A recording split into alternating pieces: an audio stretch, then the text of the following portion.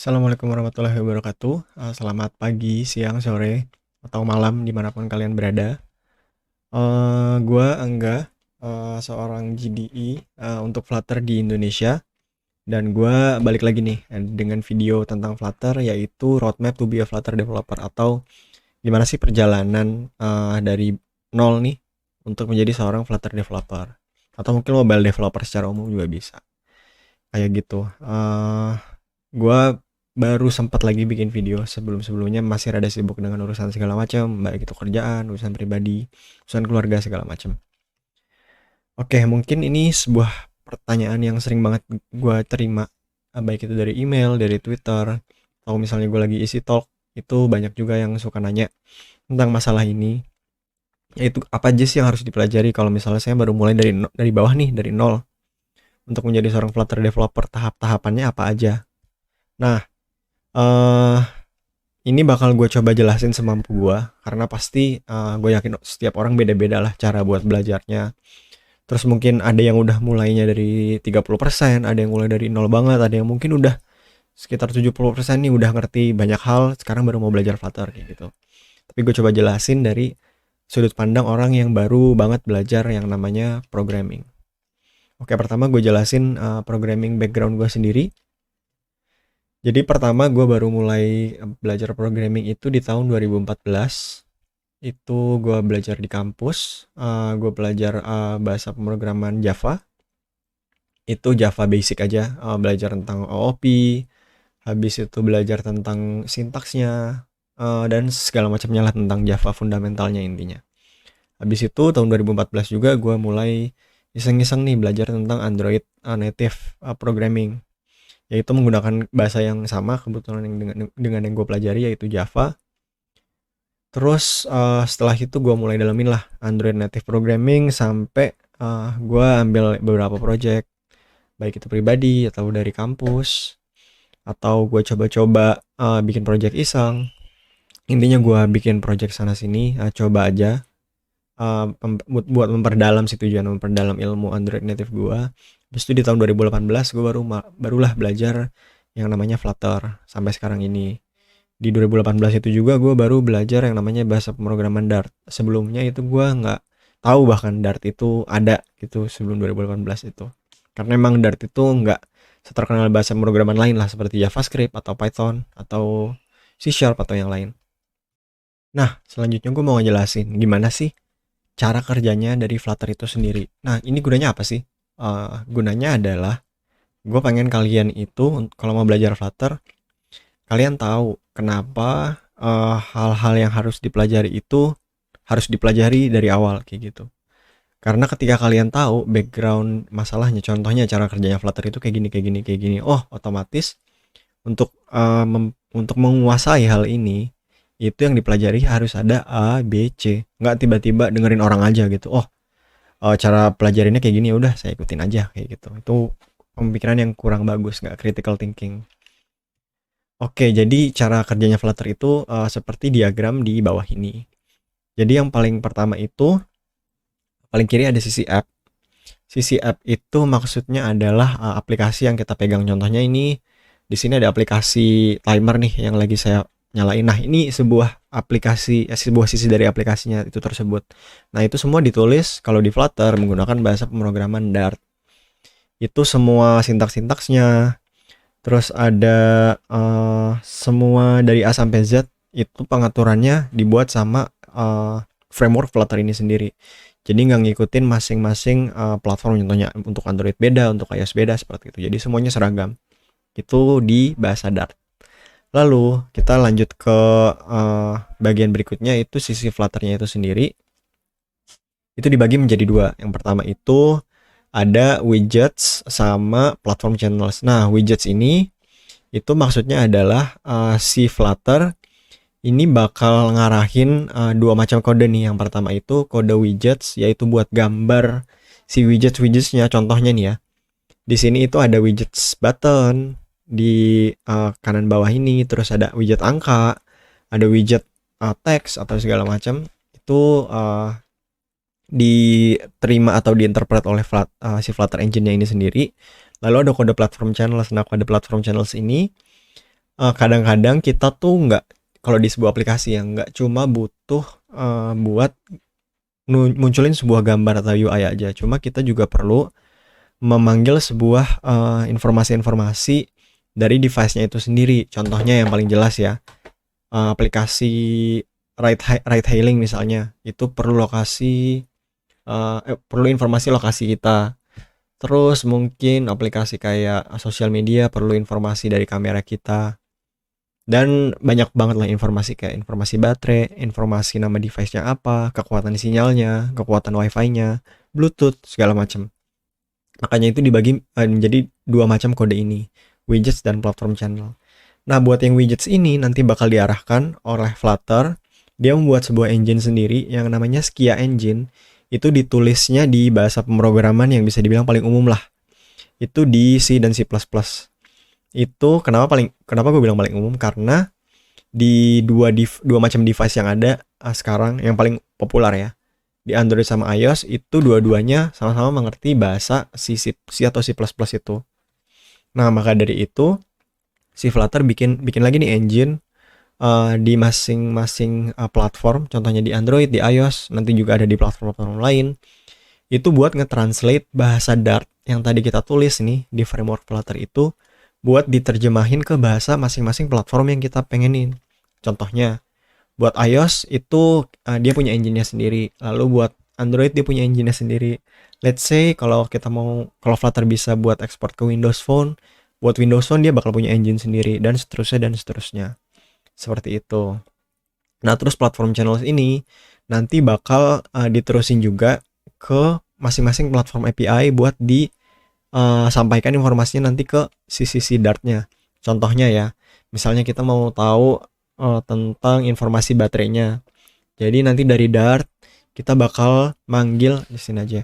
Dari Dart kita bakal manggil si kode platform channel ini, lalu kode platform channel ini bakal manggil masing-masing platform API. Contohnya buat baterai, nanti ada dua percabangan nih, ada Android sama iOS. Android misalnya di Java, iOS misalnya di Swift.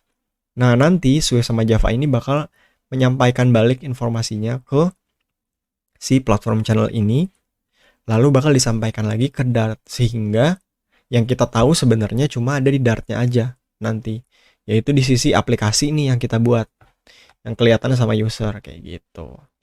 Nah, karena si platform channel ini itu apa ya, mungkin hampir setiap kali kita membuat aplikasi itu diperlukan ya informasi-informasi kayak gini.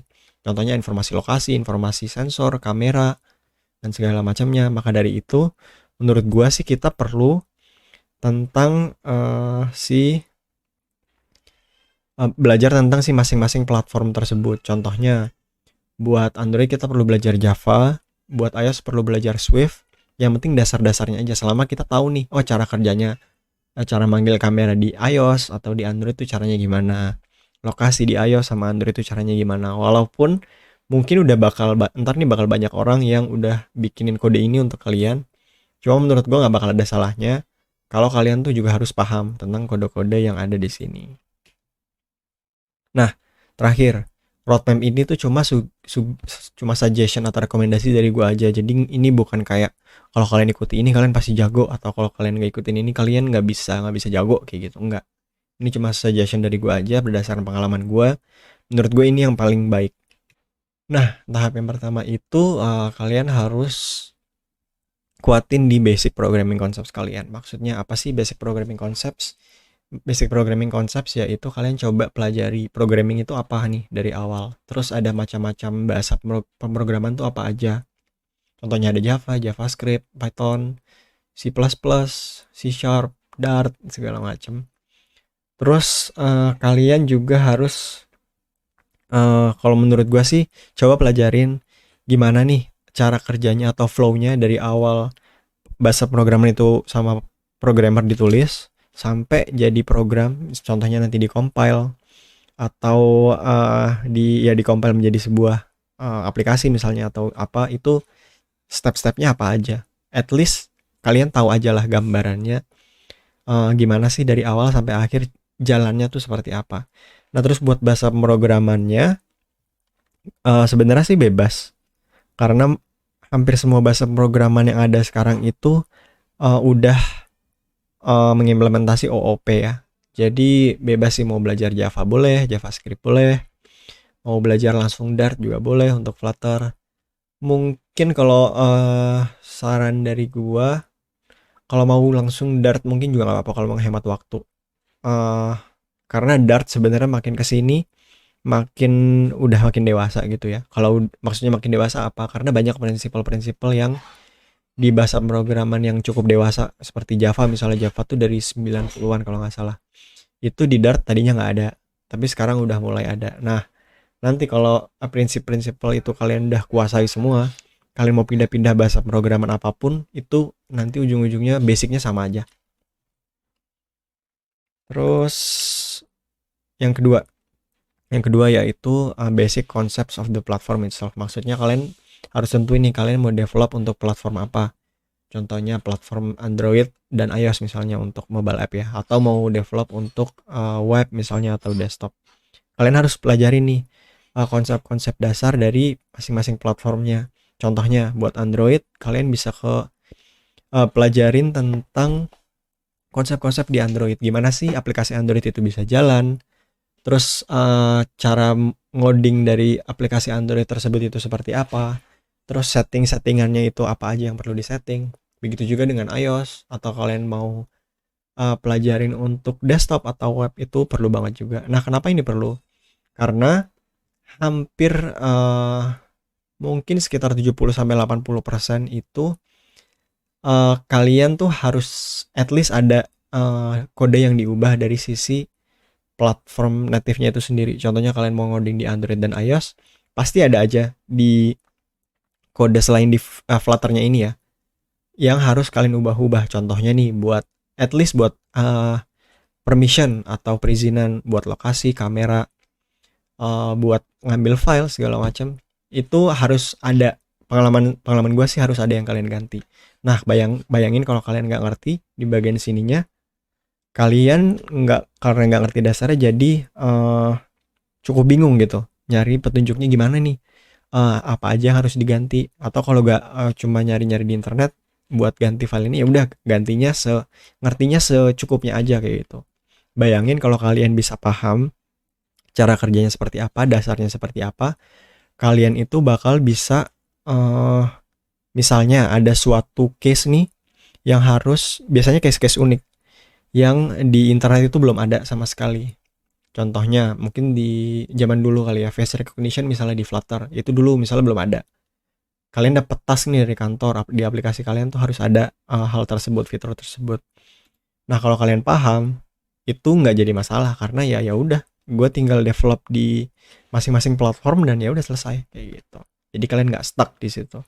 Dan menurut gue ini bakal naikin value kalian banget sebagai programmer juga, which is very good.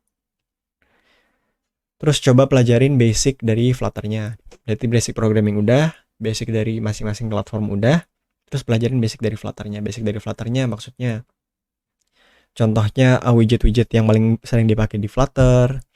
Habis itu pelajarin cara kerjanya Flutter tadi kan udah tuh, seperti yang gua ungkapin di awal itu ya.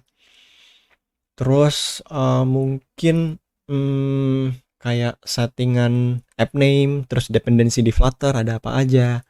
Habis itu mungkin kebanyakan di widget kali ya.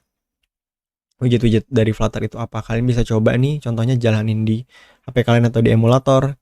Jalanin aplikasi Hello World-nya Flutter. Terus ganti-ganti sedikit. Oh, cara kerjanya gini. Kalau ini diganti, ini bakal berubah. Ini diganti, ini bakal berubah. Seperti itu. Basic aja.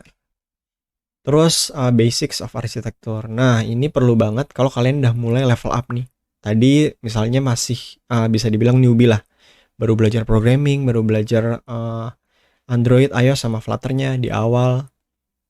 Terus sekarang mau naik level nih. Contohnya ini mungkin udah mid level biasanya, yang udah ngerti tentang arsitektur. Nah, ngerti tentang arsitektur itu adalah sebuah tahap yang sangat penting kalau menurut gua. Karena makin besar aplikasi nanti, kalau kalian nggak menyusun kode-kode itu kan makin banyak nanti tuh. Misalnya sekarang kodenya baru 5 file. Terus jangan file ya ngomong, mungkin baru let's say 100 baris. Tapi nggak bisa dipungkiri lah, namanya bisnis, namanya aplikasi pasti berkembang terus kan. let's say 10 bulan kemudian 100 baris itu bisa jadi 1000 baris misalnya atau 2000 baris. Nah, kalau kalian nggak paham nih tentang arsitektur, gimana cara mengelola kode dengan baik, kalian itu kodenya bakal berantakan, kodenya nggak bakal bisa di manage, susah banget karena buat nemuin satu fungsi aja tuh harus aduh gimana nyarinya, susah banget kayak gitu, atau nanti nggak bisa dites. Nah kayak gini itu jadi penyakit sih sebenarnya, dan menurut gua sih nggak bagus, karena kalau kalian mau naik level misalnya nih, naik level ke perusahaan yang lebih tinggi, atau mungkin kalau freelance itu naik level ke project yang kliennya tuh lebih profesional, itu bakal susah kalau kalian tuh nggak punya basic ini. Terus setelah udah pelajarin tadi sampai mid-nya udah bisa dipelajarin, itu pelajarin juga releasing to a platform. Nah ini berguna karena hmm, mungkin hampir setiap kali kalau kalian bisa ngerti cara ngerilisnya ya ke Android Play Store atau Apple App Store, itu kalian tuh bakal, kalau yang gua rasa ya, kalau kalian ngerti cara ngerilis di platformnya itu, kalian tuh bisa diandalkan banget lah sebagai developer di sebuah kantor atau di sebuah let's say freelance. Karena kalau kalian nggak ngerti nih caranya rilis ke platform, terus cuma ngandelin misalnya kayak engineering manager kalian atau lead kalian buat ngerilis gitu, tapi kalian nggak paham sama sekali caranya gimana.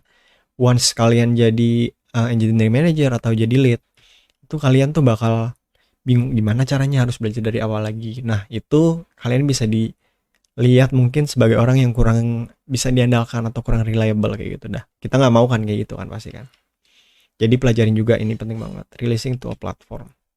Nah, yang terakhir, setelah semua udah dipelajarin, dari belajar programming dasar dan OP juga, habis itu belajar tentang uh, native-nya atau platform yang kalian pengen kembangin, habis itu belajar basic Flutter, terus belajar arsitektur, terus belajar cara rilis, dan terakhir itu mulai cari kerjaan. Nah, mulai cari kerjaan ini mungkin di awal rada susah ya, tricky, karena banyak orang yang maunya itu sama orang yang udah berpengalaman duluan, atau nggak mau sama orang yang baru belajar atau kayak gimana. Nah, kalau trik gua dulu itu, gua bikin aplikasi-aplikasi iseng buat bahan gua belajar, istilahnya buat samsak tinjunya gua lah. Aplikasi-aplikasi yang mungkin nggak gitu penting, kayak buat ngisi waktu luang gua aja, buat praktekin apa yang udah gua pelajari selama ini. Contohnya dulu gue pernah bikin aplikasi kayak nge-track kayak ojek dulu, zaman-zaman gue masih awal-awal banget belajar. Pasti aplikasinya kalau yang pertama kita bikin masih bisa dibilang masih jelek lah, masih berantakan. Cuma nggak apa-apa, dari situ kita belajar. Oh, kayak gini ternyata lama-lama kodenya makin nggak bisa diatur ya, makin susah di manage, nggak bisa dites dan segala macam. Nah dari situ kita biasanya mulai belajar tuh. Nah praktek yang gue sering lihat di LinkedIn itu, banyak juga orang yang habis selesai belajar bikin aplikasi contoh, misalnya aplikasi toko atau aplikasi apa, itu buat di post di LinkedIn, terus dikasih tahu ini buatnya pakai apa-apa aja. Nah nanti di situ kalian bisa mulai dapat awareness tuh dari orang-orang, oh si Angga ternyata bisa ngoding Flutter, bisa ngoding Android, bisa ngoding iOS kayak gitu. Dan dari situ mungkin kalian mulai dapat tuh pekerjaan freelance dulu, mungkin project kecilan, atau kalian bisa juga ditawarin kerjaan, atau plus apply kerjaan di tempat mana, pas orang lihat portofolio kalian, oh si Angga udah pernah bikin ini, itu bakal lebih dilihat. Nah roadmap dari gue begitu aja sih sebenarnya, simple aja. Intinya adalah uh, coba pelajarin, jadi jangan cuma telan mentah-mentah apa yang ada di Flutter atau yang ada di internet, terus ya udah gue ikutin aja persis. Atau dari Flutter tuh, oh ya udah Flutter cuma ngasihnya begini, jadi gue stop sampai situ aja. Cuma coba pelajari satu step ke depan. Contohnya di masing-masing platform tadi, coba pelajari juga cara kerja platformnya seperti apa, terus cara Flutter bekerja itu seperti apa. Dan gue ngerasa banget kalau kita tuh kayak one step ahead gini, menurut gue dibanding banyak orang tuh, kita udah naik satu level lah bisa dibilang kalau dalam game ya.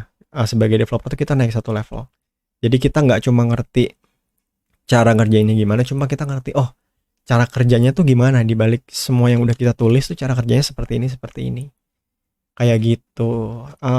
Kalau mungkin segitu aja. Kalau mungkin teman-teman ada pertanyaan, bisa tanyakan di kolom komentar di bawah. eh Mungkin pesan terakhir, jangan jangan pernah kayak ngerasa underestimate gitu sih, karena even kayak orang-orang yang kayak gua atau orang-orang yang udah jadi kayak lead engineer atau engineering manager, itu mulainya juga pasti dari bawah. Nggak ada kita kayak, ada sih mungkin kayak satu dua yang kayak ada bakat bakat banget gitu dalam programming, langsung pinter dari awal, kayak ngerti ngerti ngertinya cepet banget kayak gitu. Cuma banyak juga kok orang-orang yang ngertinya tuh ya harus pelan-pelan. Tapi gue yakin selama emang kita sungguh-sungguh gitu belajarnya, habis itu telaten, konsisten, itu pasti bakal bisa sampai di level paling tinggi. Terima kasih dan semangat belajarnya. Dadah.